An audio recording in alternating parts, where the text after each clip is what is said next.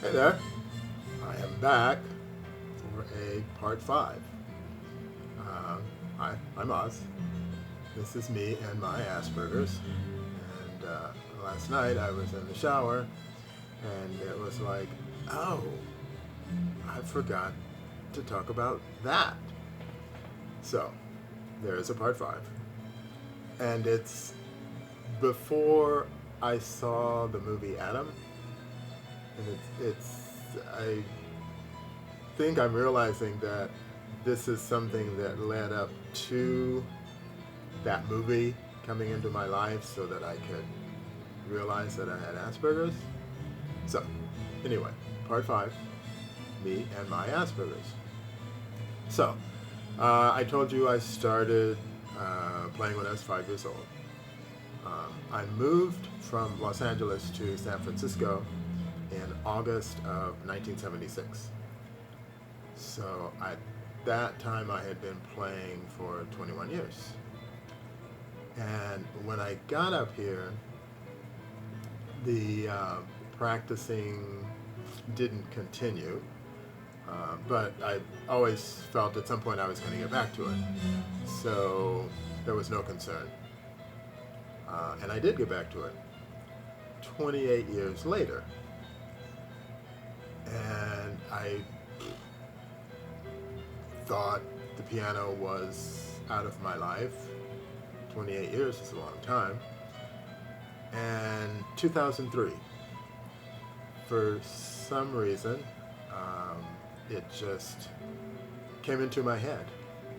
I don't know if it was a life force, guardian angel, I don't know, but it was just go back to the piano. Literally, it was.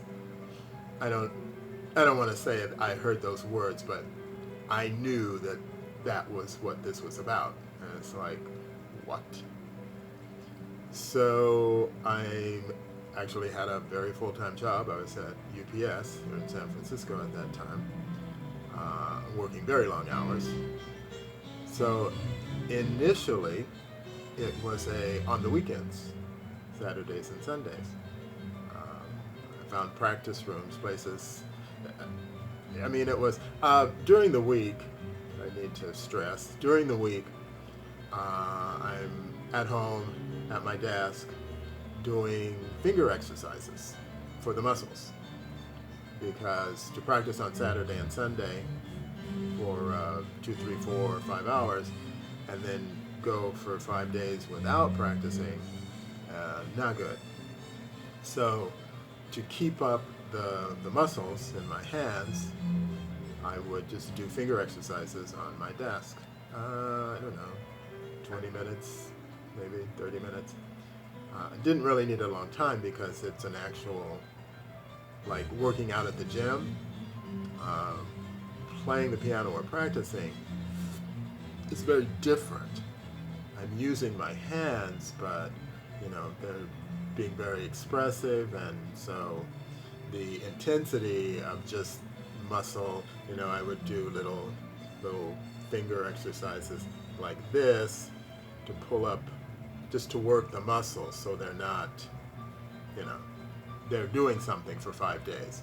So when I would go back to the piano on Saturday, they're okay.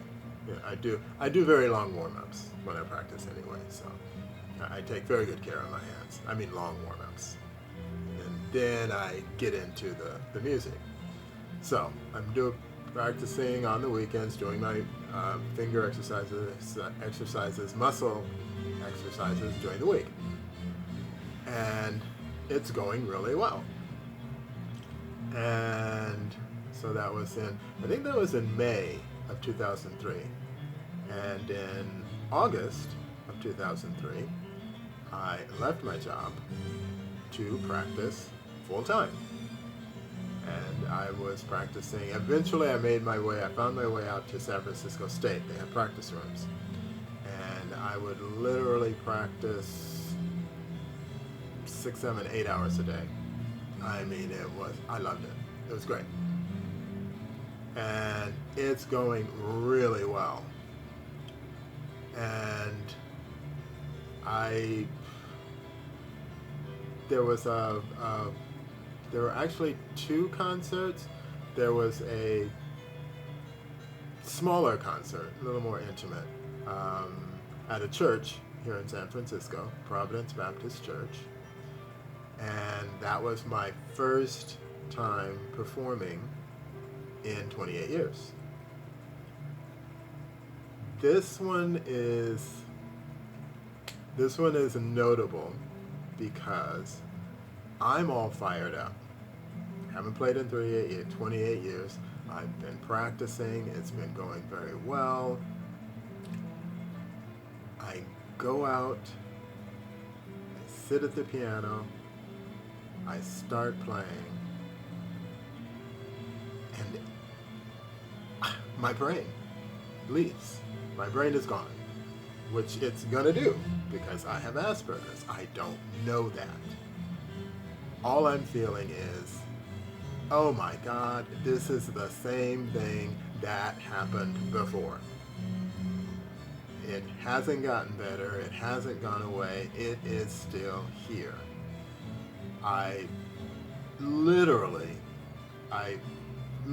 in my head, I'm like freaking out. I don't know what kept me at the piano, because I can tell you that what I wanted to do was to get up and just walk away. But I stayed.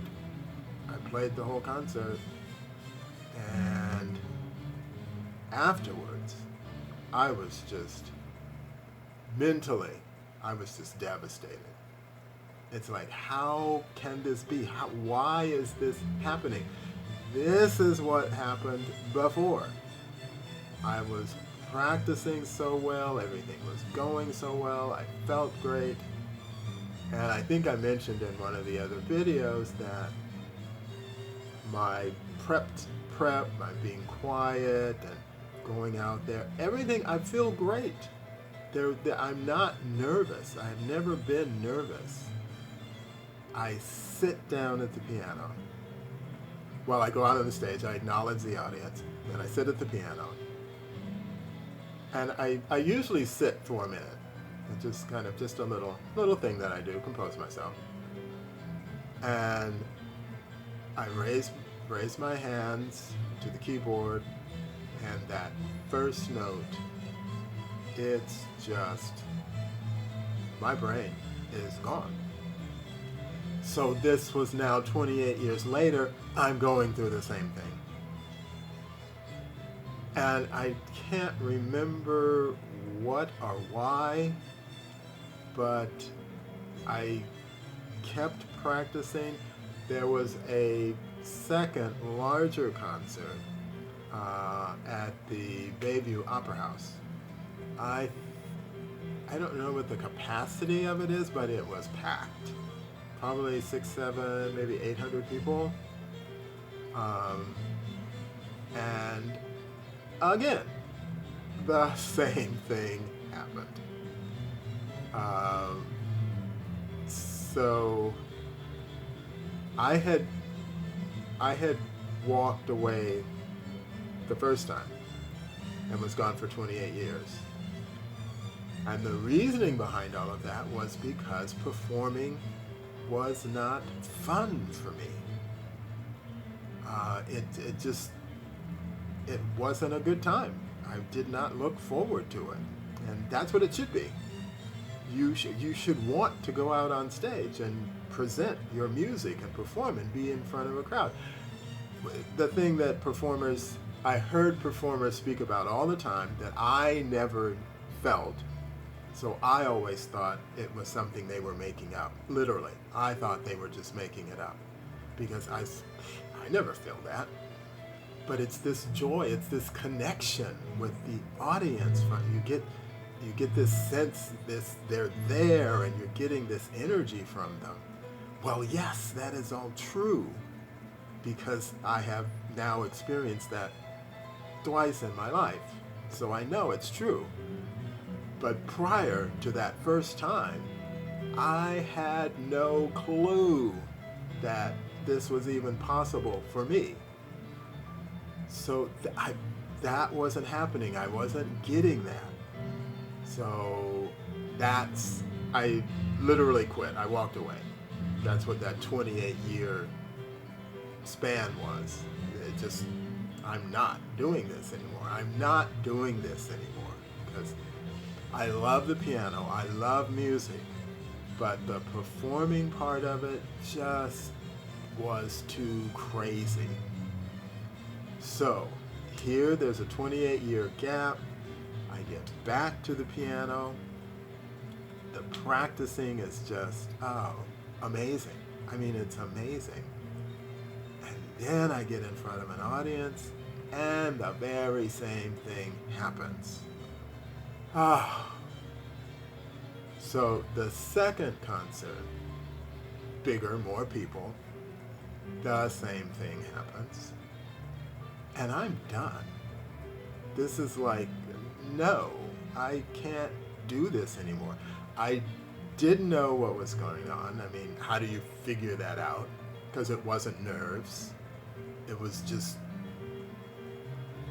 hate to keep coming back to the same thing, but my brain would simply leave. It was no longer mine to be able to sit there and present the music the way.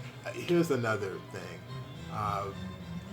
In performance, you want to bring in all of that practice. So when I'm practicing, I'm doing all of this shading and the nuance musically. You know, just getting the music where I want it to be. Just exquisite. Just the joy of that. And then to walk out on stage and not have any of that. I mean, that was gone. I'm getting through the pieces. I'm playing them. But yeah, it's nothing. It is nothing like when I'm in the practice room. And a performance should be an enhancement of the practicing is kind of to get it all right, to give you that foundation that, yeah, I can do this. And then you go out on stage, and there's that other part that a practice session can't give you. The audience, that energy that they give you that kind of boosts you, and then you take all of that work that you've done, and you get this energy boost on it, and you get this amazing thing, a live performance. I never had those. Never had those until that first time. So I'm hearing people talk about it. It's existing, obviously, for other people, or they're all lying. And I never had that. And it was very frustrating to be a pianist, to be a performer. And you don't get to enjoy that. You do not get to enjoy a live performance. So, again, I walked away. I stopped. I said, this is ridiculous. I've had enough. No more. And then the movie comes into my life. Adam. I live,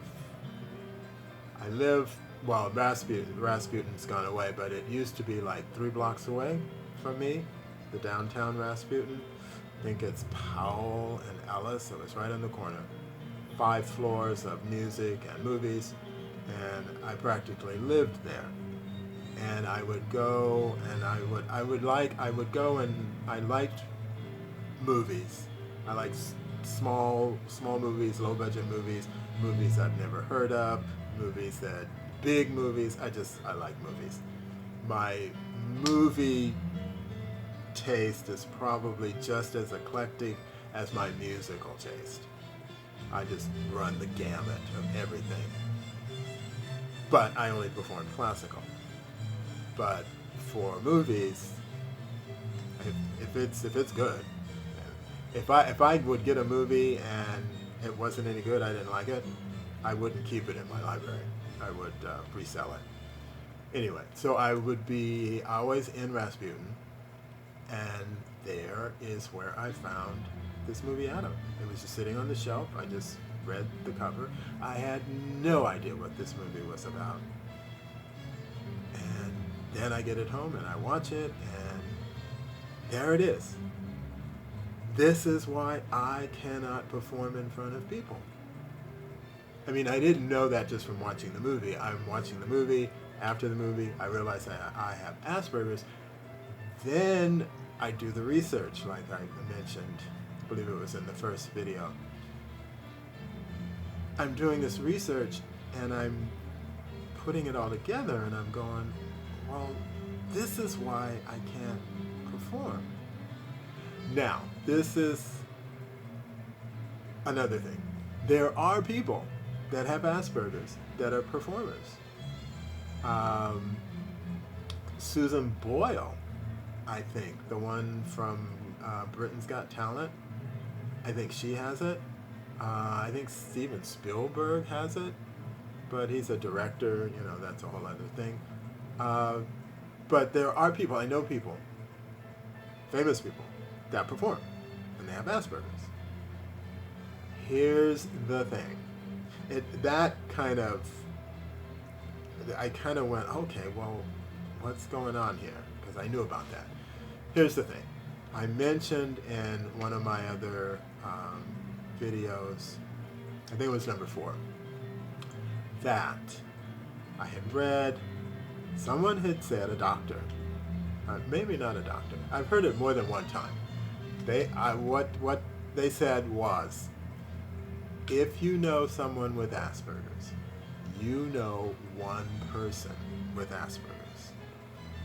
And this, I believe, is what's happening with me. There may be other people with Asperger's that can perform.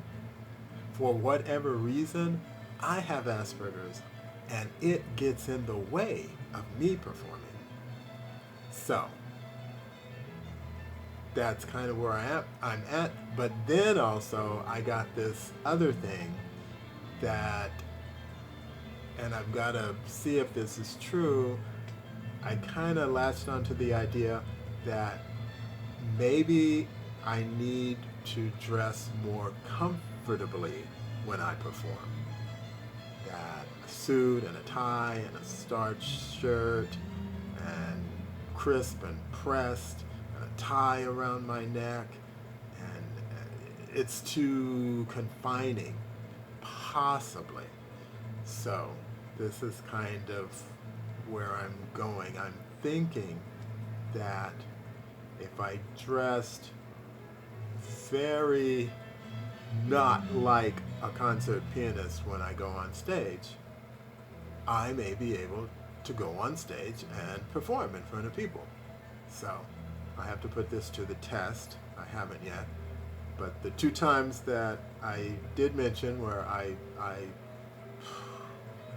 got the joy, the absolute joy of being present during a performance, there literally are no words for this.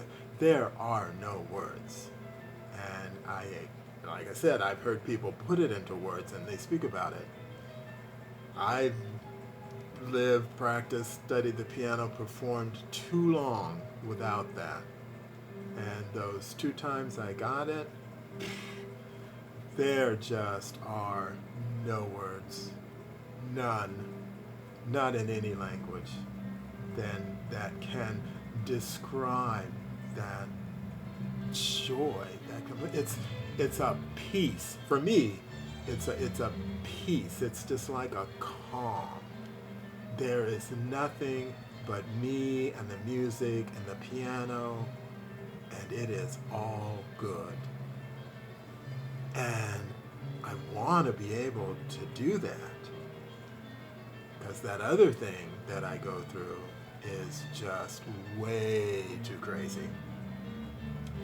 So that's that's what I had to come back. I had to come back with that because that hit me when I was in the shower last night and was like, oh my gosh, I gotta do this one.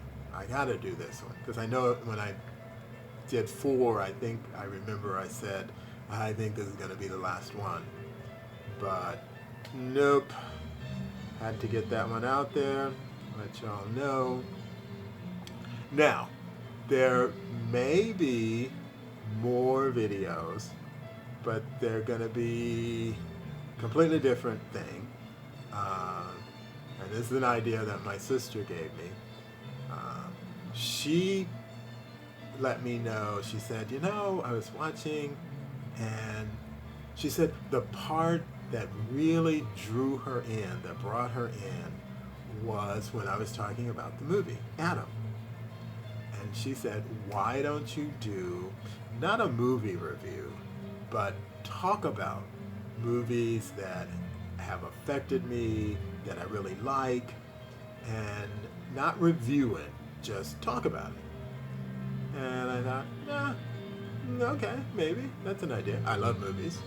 So that may be coming up soon. In fact, I think I've got 2 movies in mind that I want to do. So, just to let you know, this hopefully is going to be the end of this video series, me and my Aspergers, like me directly talking about my Aspergers. But the videos may continue in this movie talk thing. So, just a heads up, there very well could be more. In fact, I've got 2 in my head that I think I'm going to do. And then I'm going to do them and let my sister know, say, okay, watch these, tell me what you think. And if she says, oh yeah, cool, then there may be more. If she says, not what I thought, I'm like, cool, okay. So anyway, I kind of rely on her because I don't have my finger on the pulse of America as far as things like this go. No. My Napster account, I have 3,000 playlists, and what do I have, 26 followers? 3,000. They're all for me. I mean, I don't care. But I'm just saying. So I'm kind of relying on her, going with what her feeling is. In fact, I mentioned it to someone else, and she felt the same way. She said, oh yeah, that sounds like a really good idea. So we'll see. Coming up, there at least will be 2 of them. I don't know how many more after that there'll be, but 2 movies.